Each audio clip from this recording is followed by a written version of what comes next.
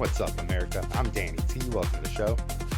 Well, I want to talk about the Carmelo Anthony case that just got done being wrapped up the other day. But before that, there is a quick update on the Iran conflict going on. We have come to somewhat of a peace talk. It's going to happen on June 19th is the official day that Trump's going to meet with Iran officials to talk about possible peace plan and how to get this conflict resolved over there. Uh, it is drawing some attention, both positive and negative. Uh, as of right now, this isn't necessarily part of the peace plan, but just getting us to that. If Iran fully reopens the Strait of Hormuz, we will pull out our naval blockade. If they agree to dismantle the nuclear program and dispose of all the enriched uranium they have, we will slowly start to lift our sanctions that we have on them. I think this is good and bad. It's not actually 100% what I wanted out of this. Trump did promise to free the people of Iran over there. Um, I do still think we are getting what we want. I mean, as long as Iran can't go nuclear, that was the main goal, I guess, for us. Everything else was just add-ons or bonuses, I guess. It is still a win in my opinion, as of right now. I don't want to fully give my opinion until after the deal actually goes through. I feel like we've heard this a few times with deals going on. We do have a set date this time. I do know that, Israel is not part of this deal that we're making. So, whatever goes on between Israel and Iran or whatever out there, it's going to have no effect on us, and vice versa. I do think this is good. I don't think some crazy cleric should have the power to just start, blowing up everything around us, that our world. Uh, let me know what you think about it. I think this is, like I said, not 100% what I wanted, but definitely a start in the right direction. I think, we're getting what we want out of this overall. But coming off of this, as I said, I want to talk about the Carmelo Anthony trial. Now it came to a close. He ended up with 35 years with a chance of parole after the halfway point, 17 and a half years. But some people argue that this is it's a conviction based on race instead of his actions. But let's break down the day and uh, see what happens. Now, in all honesty, both Carmelo and Metcalf seem to have like a bright future. Metcalf was a football captain. He had a 4.0 GPA. Carmelo had a 3.7 GPA, and he had a job after school that he was going to. Both seem to have leadership skills. Uh, no real criminal past for either of them. Just two normal 17-year-old kids on the outside. Now, this all started on April 2nd, 2025, during a regional school track meet in Frisco, Texas. Eight different schools attended. During the meet, a rainstorm broke out of nowhere, and all the kids gathered in, their own school sections, respectfully. Carmelo decided to go to a rival school's tent, where Austin Metcalf and his twin brother Hunter were taking shelter with the rest of their classmates. Now, according to testimony from witnesses, Carmelo sat down with his book bag in his lap and his hand inside the bag while Metcalf and his teammates told Carmelo to leave.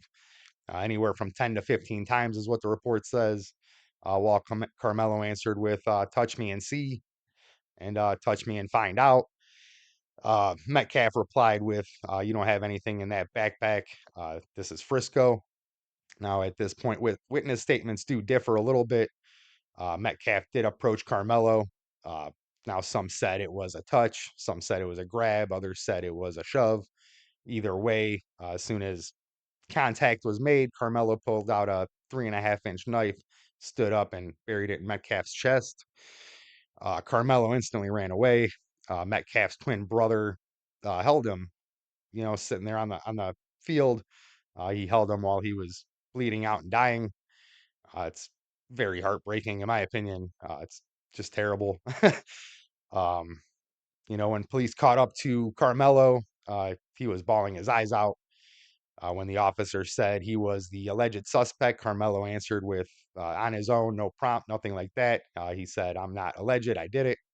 He also stated, he put his hands on me. I told him not to. And then he proceeded to ask the officers if this could be considered self defense.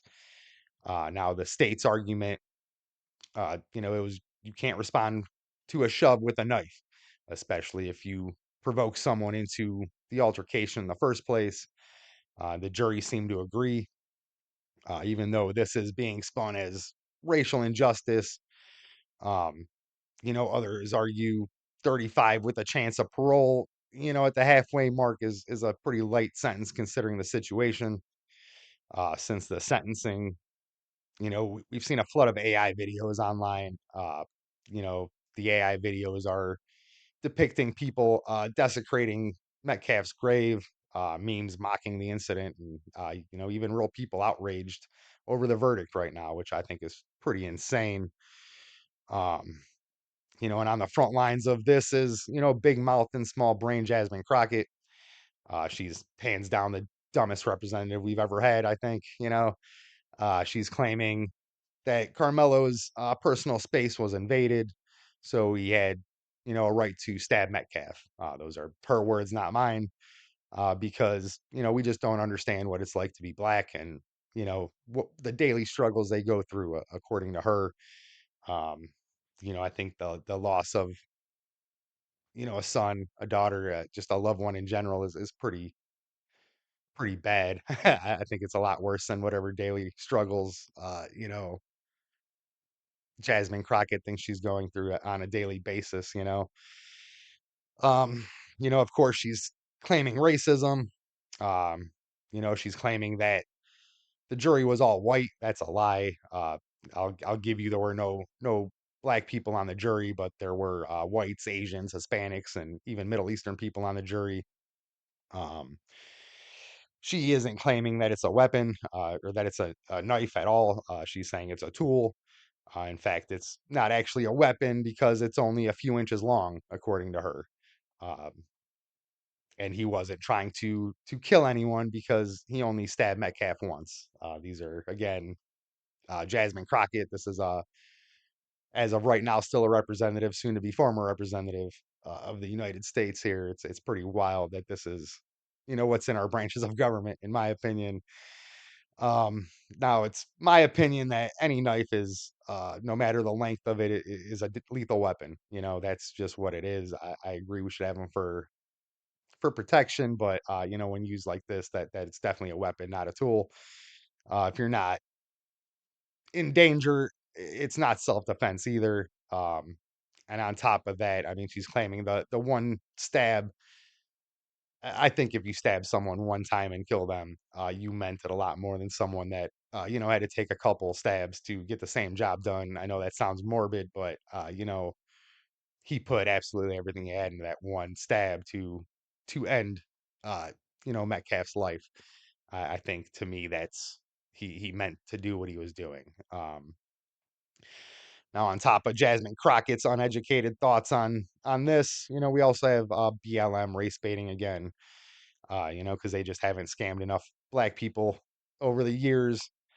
Um, let's take a moment and talk about them. BLM is supposed to be a nonprofit organization, right?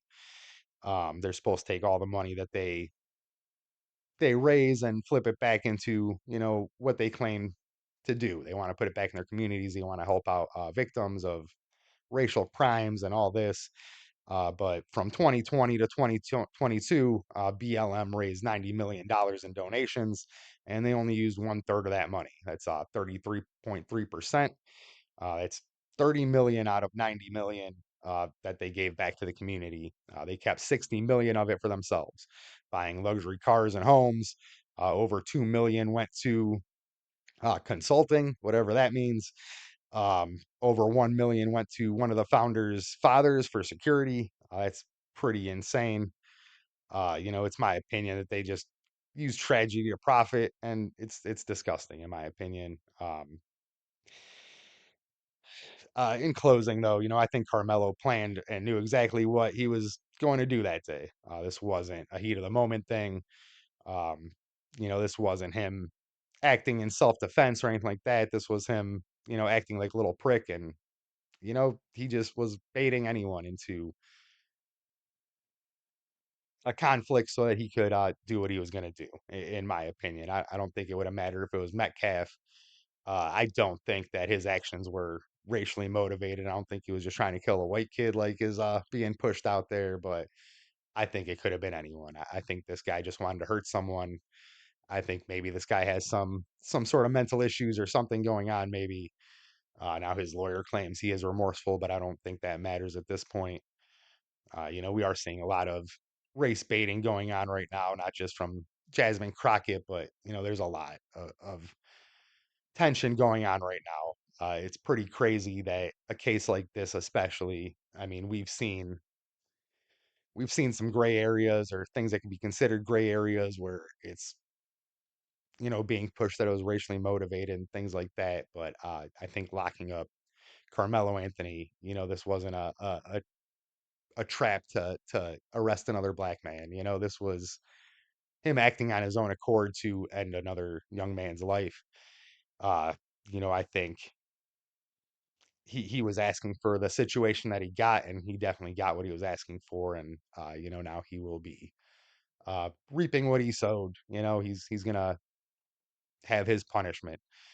He has a chance to get out in 17 and a half years and live the rest of his life, but Metcalf doesn't have that option anymore. Uh, it's just a pretty wild case. It seems like people are just getting crazier all over the place. If you like things I talk about on here, though, America, give my channel a like, share, and subscribe. Follow me on Rumble. It's where I like to be. And I'll see you later, America.